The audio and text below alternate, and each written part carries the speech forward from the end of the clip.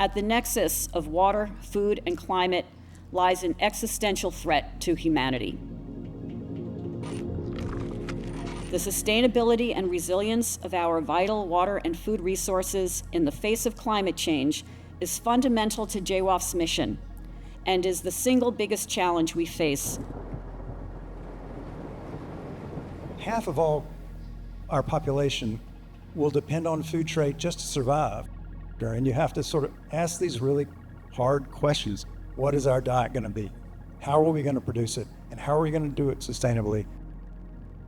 The challenges and threats are broad, but so are MIT's capabilities.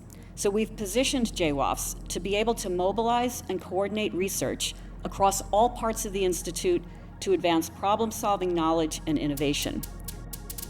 J-WAFS is powering innovation and new technologies that can help us grow more crops, use fewer chemicals, ensure water is clean and food is safe.